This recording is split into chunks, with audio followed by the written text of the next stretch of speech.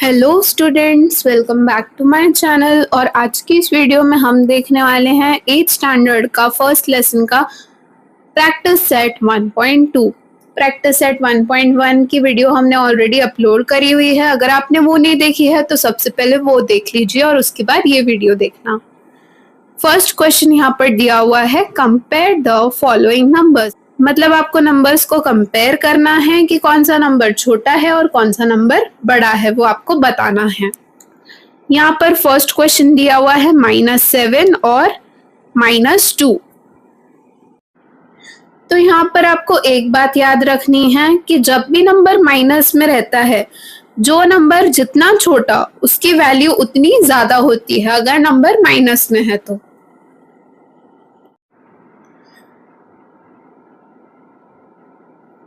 तो यहाँ पर क्या हो रहा है, -7 -2। इन दोनों में से माइनस कौन सा है? दोनों ही माइनस हैं। तो जो छोटा नंबर है उसकी वैल्यू ज्यादा होगी, -2 की वैल्यू यहाँ पर ज्यादा होगी। एक बार नंबर लाइन पर देखते हैं ऐसा क्यों है। तो मैं यहाँ पर आपको रफली बता रही हूँ। ये देखो, ये है हमारी नंबर लाइन। यहाँ पर बीच में 0 होता है। अब क्या होता है, 1 2 3। 0 के ये साइड कौन से नंबर्स होते हैं? सारे पॉजिटिव नंबर्स। मतलब 0 से बड़ा 1 है, 1 से बड़ा 2, ऐसे यहाँ पर बढ़ता जाता है। लेकिन अगर नंबर्स माइनस में हैं, जैसे कि यहाँ पर आ जाएगा -1 -2, तो यहाँ पर क्या हो रहा है, यहाँ पर उल्टा होगा, यहाँ पर अपोजिट हो रहा है। जैसे कि यहाँ पर 0 क्या है, -1 से बड़ा है और -1 -2 से बड़ा है। वैसे ही यहाँ पर -3 -4 से बड़ा होगा। तो यहाँ पर जितना छोटा नंबर उसकी उतनी वैल्यू, उतनी ज्यादा वैल्यू उसकी होती है। ओके, तो यहाँ पर ये क्वेश्चन में क्या हो रहा है, -2 बड़ा है और -7 छोटा है। -2 की वैल्यू बड़ी है और -7 की छोटी है। तो हम शो करेंगे यहाँ पर ऐसा साइन। इसका मतलब क्या हुआ, 2 की तरफ मुंह खुला हुआ है, मतलब 2 की वैल्यू ज्यादा है। यहाँ पर सेकेंड क्वेश्चन दिया हुआ है 0 और -9/5। तो यहाँ पर कौन सा छोटा होगा और कौन सा बड़ा होगा? 9 -9/5। तो हमने जो नंबर लाइन देखी थी उसमें मैंने आपको बताया था कि 0 जो है वो सारे नंबर्स से, जब हम माइनस की साइड जाते हैं तो 0 जो है वो बाकी नंबर से उसकी वैल्यू ज्यादा होगी, वो बड़ा होगा। फिर चाहे -9 हो, -10 हो या फिर -1 लाख हो, 0 की वैल्यू हमेशा उन सबसे ज्यादा रहेगी माइनस की साइड में। तो यहाँ पर 0 की वैल्यू ज्यादा होगी, तो हम इस तरह से 0 की तरफ मुंह खोलेंगे। तो यहाँ पर थर्ड क्वेश्चन दिया हुआ है 8/7 और 0। तो कौन सा छोटा है कौन सा बड़ा है? हमने सेकेंड क्वेश्चन में देखा कि 0 और -9/5 दिया हुआ था। यहाँ पर दिया हुआ है 8/7 और 0। यहाँ पर 8 को माइनस की साइन नहीं है, दोनों नंबर्स पॉजिटिव हैं। तो इस केस में क्या होगा, 8/7 बड़ा नंबर है, उसकी वैल्यू ज्यादा है, तो हम यहाँ पे ग्रेटर वाली साइन देंगे। तो क्योंकि यहाँ पर माइनस की साइन नहीं है, अगर माइनस की साइन होती तो फिर यहाँ पर 0 की वैल्यू ज्यादा होती। नेक्स्ट क्वेश्चन यहाँ पर दिया हुआ है फोर्थ क्वेश्चन, -5/4 और 1/4। तो किसकी वैल्यू ज्यादा होगी? -5/4 और 1/4। यहाँ पर 1/4 की वैल्यू ज्यादा होगी क्योंकि वो पॉजिटिव नंबर है। अगर दोनों नेगेटिव होते तो अगर यहाँ पर -1/4 होता तो -1/4 की वैल्यू ज्यादा होती, लेकिन ये पॉजिटिव है, पॉजिटिव नंबर है तो इसकी वैल्यू ज्यादा होगी नेगेटिव नंबर से। तो -1/4 की वैल्यू ज़्यादा होगी। पॉजिटिव नंबर जितने भी रहेंगे नेगेटिव से हमेशा बड़े रहेंगे। यहाँ पर नेक्स्ट क्वेश्चन दिया हुआ है 40/29, 141/29। तो यहाँ पर सबसे पहले आपको देखना है कि दोनों के डिनोमिनेटर सेम हैं। हाँ सेम है, अगर सेम नहीं होते तो हमें उन्हें सेम बनाना पड़ता, पर यहाँ पर दोनों के डिनोमिनेटर सेम हैं तो हम यहाँ पर ऊपर आ जाएंगे। 40 और 141 में से कौन सा बड़ा नंबर है? 141, तो 141 की वैल्यू ज़्यादा होगी। यहाँ पर हम सॉल्यूशन लिख देंगे।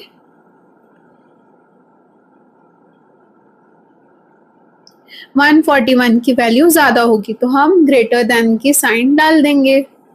यहाँ पर 6th क्वेश्चन दिया हुआ है -17/20 और -13/20। तो यहाँ पर दोनों के डिनोमिनेटर सेम है 20 न्यूमरेटर में -17 है और -13 है, तो यहाँ पर हम लिखेंगे -17/20 और यहाँ पर -13/20। अब मैंने क्या बताया था कि अगर नेगेटिव नंबर जितना छोटा नंबर उतनी उसकी ज़्यादा वैल्यू, तो यहाँ पर -13/20 की वैल्यू ज़्यादा होगी, तो यहाँ पर हम ग्रेटर देन की साइन डाल देंगे। यहाँ पर 7th क्वेश्चन दिया हुआ है 15/12 और 7/16, दोनों ही पॉजिटिव नंबर्स हैं, लेकिन यहाँ पर डिनोमिनेटर जो है यहाँ पर 12 है। 15/12 और 7/16, 12 और 16 दोनों अलग हैं, डिनोमिनेटर्स अलग हैं। अब यहाँ पर क्या करना होगा, हमें सबसे पहले डिनोमिनेटर्स एक करने होंगे, उसके लिए हमें निकालना पड़ेगा एलसीएम। एलसीएम मतलब लीस्ट कॉमन फैक्टर। तो यहाँ पर सबसे पहले साइड में मैं इसका एलसीएम निकाल लूंगी। उसके लिए हमें क्या करना पड़ेगा, 12 और 16 दोनों की टेबल लिखनी पड़ेगी। दोनों के हमें मल्टीपल्स लिखने हैं, 12, 24, 36, 48 और 60। ओके, वैसे ही हमें 16 की भी टेबल लिखनी है, 16 के मल्टीपल्स लिखने हैं। तो यहाँ पर 16 के भी हम मल्टीपल्स लिखेंगे, 16 की टेबल लिखेंगे। 16 1 ज़ा 16, 16 4 ज़ा 32, 16 3 ज़ा 48, 16 4 ज़ा 64। तो यहाँ पर हमें कॉमन मल्टीपल मिल चुका है 48, तो हमें दोनों के डिनोमिनेटर को 48 बनाना पड़ेगा। तो यहाँ पर दोनों में 48 आ रहा है। अब हम इसे सॉल्व कैसे करने वाले हैं, हम दोनों को मल्टीप्लाई करने वाले हैं। तो यहाँ पर लिखेंगे हम 15/12 इज इक्वल्स टू 15 और 12। हम इसको मल्टीप्लाई कर देंगे। 48 कब आ रहा है, 1 2 3 4, 12 4 ज़ा 48। लेकिन एक रूल है यहाँ पर, अगर आप डिनोमिनेटर को मल्टीप्लाई कर रहे हैं तो आपको न्यूमरेटर को भी मल्टीप्लाई करना पड़ेगा। तो हम यहाँ पर 15 को भी मल्टीप्लाई करेंगे 4 से, तो यहाँ पर डिनोमिनेटर होगा 48 और 15 इंटू 4 यहाँ पर होगा 60। नेक्स्ट यहाँ पर क्या दिया हुआ है, 7/16, 7/16, 7/16। इसके भी डिनोमिनेटर को हमको 48 बनाना है, तो 7 इंटू और 16 इंटू 16 की टेबल में 48 कब आ रहा है, 16 1 ज़ा 16, 16 2 ज़ा 32, 16 3 ज़ा 48, तो मल्टीप्लाई बाय 3 करेंगे। 7 3 ज़ा 21, 16 3 ज़ा 48। तो यहाँ पर हमने दोनों के डिनोमिनेटर को 48 बना लिया है। अगर आप नीचे मल्टीप्लाई कर रहे हैं तो आपको ऊपर भी मल्टीप्लाई करना है, न्यूमरेटर और डिनोमिनेटर दोनों को आपको मल्टीप्लाई करना है।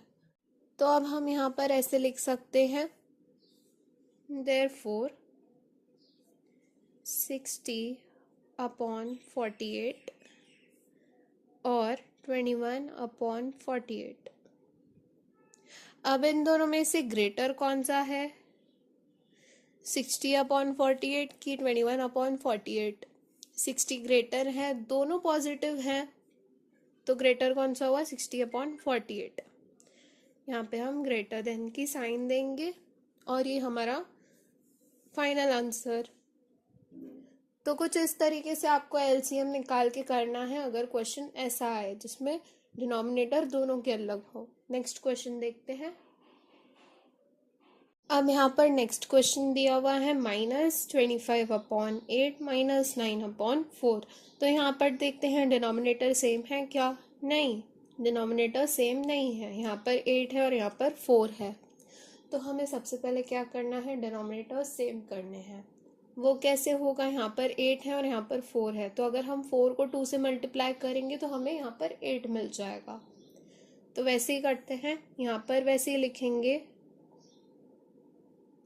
25/8, ये एज इट इज रहेगा। उसके बाद -9/4 इज इक्वल्स टू 9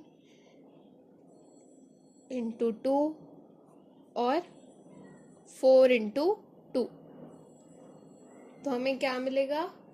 4 2 ज़ा 8, 9 2 ज़ा 18। तो यहाँ पर हमें क्या मिल रहा है? -18/8। और इधर क्या था? -25/8। तो हम यहाँ पर लिखेंगे